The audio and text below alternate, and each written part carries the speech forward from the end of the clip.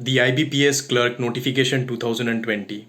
It's totally shocking. It is superficial, and most of all, it is extremely shameful that a notification of a clerical examination has so low vacancies. How can it be possible that last year you declared 12,000 plus vacancies and this year it is just down to 1,500 odd vacancies? How is this justified? I just could not believe when I saw those vacancies that you are declaring so few vacancies, and at the same point of time you are not even giving out the admit card for the IBPS RRB examination. Students are suffering, they are not sure whether the examination will even go ahead as planned, and at this point of time you are dropping another bombshell and you are asking at this stage of the pandemic rupees 850 again for just application in this examination. How is this even possible when the government itself just a few days back they were saying that we do not have the cash, we might not be able to pay the GST arrears of the states, so the government does not have money. How can they expect that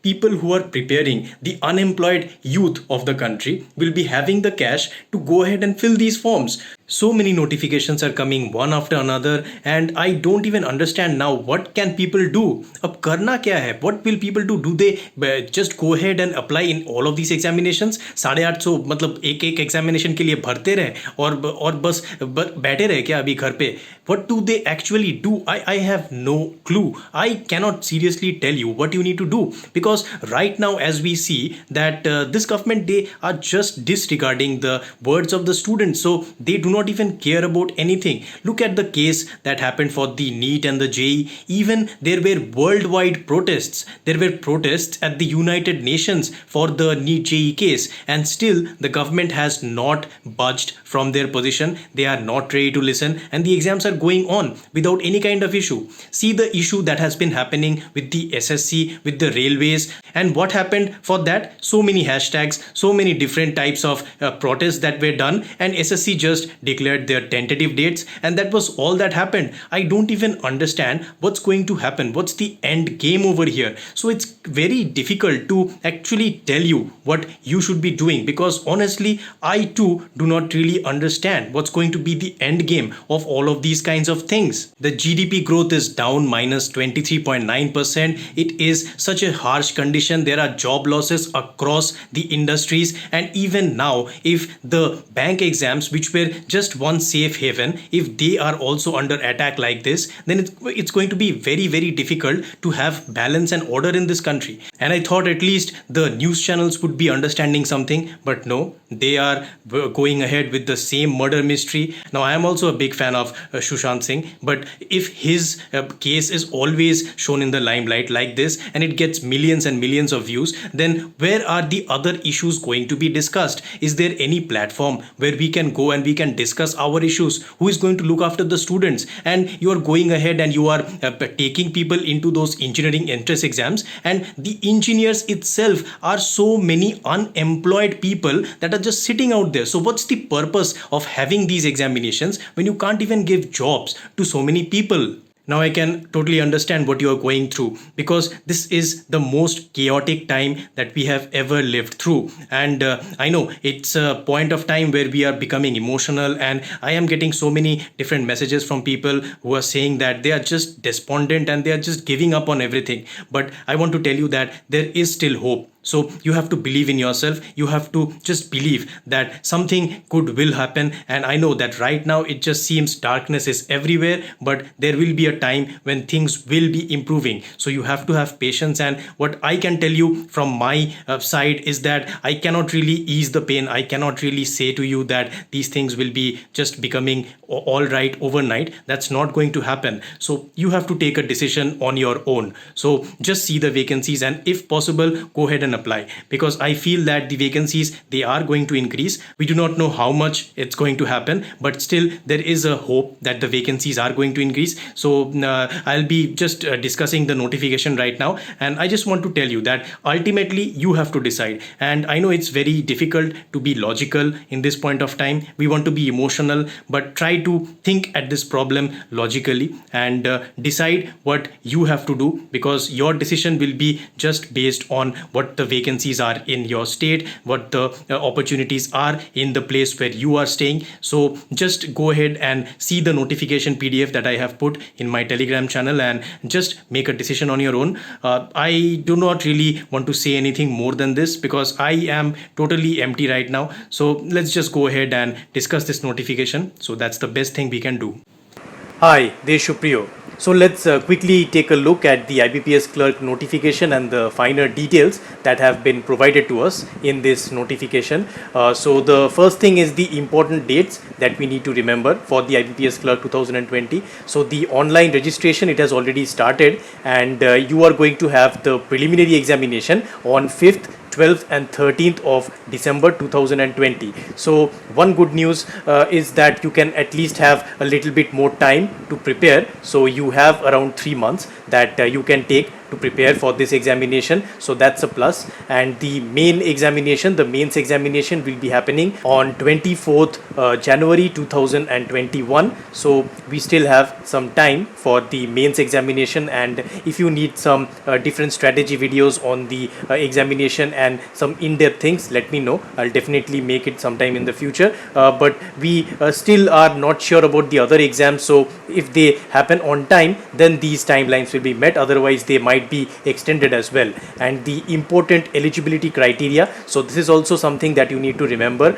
So your age has to be within 20 to 28 years. So minimum 20 and the maximum age is 28. So you must have been born within 2nd September 1992 and 1st September 2000. So both of these dates are inclusive dates. So if you are born on this exact date, then also you are going to be eligible. So that's your age limit. And your graduation, it can be in any field. So it's just the same as the IBPS PO examination, same qualification criteria, and you can be a graduate in any field. And your final results must be out by 23rd September 2020. So this is a very important date for the final year students, and I know that a lot of you final year students have told me that it's becoming very, very disappointing to see these notifications have these kinds of cutoff dates, because the results are not out in many colleges till now. But we really cannot do anything about this. So 23rd September 2020, it's the cutoff date. So your result has to be out by that date if you are to be eligible for this examination. And of course the Arogya Setu app and the correct risk factor, it must be in your reflected in your app. So the moderate or high risk people, they are going to be prohibited from actually sitting for this examination. So that's something that is also it's the same as the other examinations, and once the other exams happen, we are going to have a better idea about how they are adhering to this in the exact examination center. So keep an eye out for the IBPS RRB exam. So once that happens, we are going to learn a lot about this thing. And of course, if you do not have a smartphone, you can give a declaration, and it's the same thing as the other exams. Now the language proficiency, this is also very, very important, and you must be proficient in the language of the state for which you are applying. So that's a non-negotiable thing, and this actually brings us to the vacancies for this exam. Now we know how low it is, and it is, as we discussed, 1557, which is down from 12,075 in 2019, and I already told you my thoughts about it. So basically I have listed out here the top vacancies, the states with the top vacancies. So Maharashtra has the most with 334, Punjab and Uttar Pradesh, both of them have 136 each, and West Bengal has 125, Gujarat 119, Tamil Nadu 77, Bihar 76 and Madhya Pradesh 75. And most of these states are much below this figure. So I would just tell you that if it is at all possible for you to apply in any of these states and you know the local language of these states, then you can go for it, because if your own home state has 0 vacancies or they have not declared everything, then it's going to be very difficult for you to apply. And this time what they have done, they have actually said nil vacancies and also 0 vacancies. Now it's very confusing that they have not even told us what the meaning meaning of these things are. So there's a lot of doubts regarding the meaning. If I get any information, I'll certainly tell you, but right now you can assume that these are the banks which are possibly not going to increase their vacancies, but the banks which have actually reported NR, so that means not reported. So usually what happens is the NR vacancies, they are going to be increasing, but how much they are going to increase, that is very difficult for us to actually understand. In my opinion, I don't see it crossing 5,000, but if I am proved wrong, I'll be happy. But right now it's very difficult to understand whether the vacancies will be increasing in the quantum that we expect. So take your decision. As I told you, you have to decide whether you are going to apply, and this is how we can go about it. And the preference order of the banks, so this is also something that for me, what I do is always choose the larger bank. So larger banks, they are much more safe and they have a lot more branches, they have a much more stable operation. So try and go for the larger bank if at all possible, and try and look for banks which have headquarters near your home state or inside your home state. If that happens, then it becomes much easier. You do not have to travel too much, and there are chances that you can get your home state. And also very important, the privatization news, because now as we see the trend is going on, I am sure that privatization will be taking place and it's not going to be too long. So make your decision such that you are aware of what's going to happen to those banks. Just don't get into a bank that you are not sure about and it gets privatized, then it becomes very, very difficult. So I'll just help you to understand now.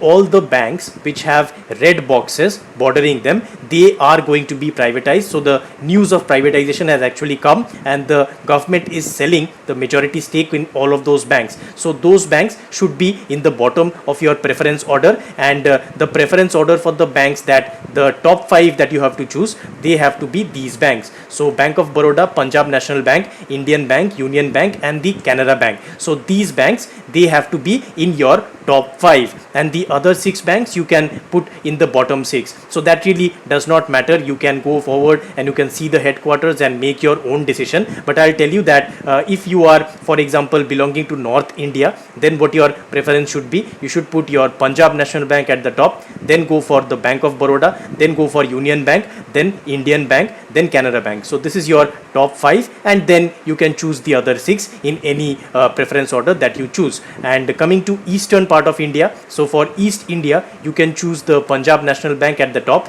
then go for Bank of Baroda, then Union Bank, then Indian Bank, and then Canara Bank. And coming to Central India, so for Central India, what you can do, Bank of Baroda you put at the top, then go for Punjab National Bank, then Union Bank, then Indian Bank, and then Canara Bank. And then coming to the southern part of India, so for southern India, choose Indian Bank first, then Canara Bank, then Union Bank, then you choose Bank of Baroda, and then Punjab National Bank. So for western part of India, you can choose Bank of Baroda at the top, then go for Union Bank of India, then Punjab National Bank, then Indian Bank, and then Canara Bank. So these are your top 5 that you have to choose, and as I told you that the bottom 6 you can choose whatever you wish, that is totally up to you. So if you choose it like that, I am sure that your preference order will be in the right manner. And I know that vacancies are very less, and I have already told at the beginning of the video what I wanted to say, and I hope that you understood my message. The ultimate decision will be up to you, whether you want to apply for this notification or you want to hold off. But right now the future is very, very uncertain, and our decisions today will be shaping our personal future. The most important thing is to remember that you ultimately are in control of your life. I know that it seems that the external events are in control, but I can assure you that if you make yourself very, very strong, then these external events will not be actually hampering you. There are a lot of things in 2020 that will be opening to us. There will be a lot of opportunities, and sometimes you might have to even change your vision. You might have to do something on your own. That is also a possibility. So I'll definitely try to shed some light on those things as well going forward. So I'm not going to motivate you in this video. What I'm going to tell you is that you have to be rational, you have to be logical in your decision, and I promise to you that somehow things will work out. in the end they always do. Stay positive, that's very important. Keep healthy and move towards your goals. I hope that you learned something from this video and that it was beneficial to you. If you want to see more of this content, please click on the subscribe button and do not forget to click the bell icon so that you, my friend, do not miss any future update. I'll see you in the next video. Bye bye.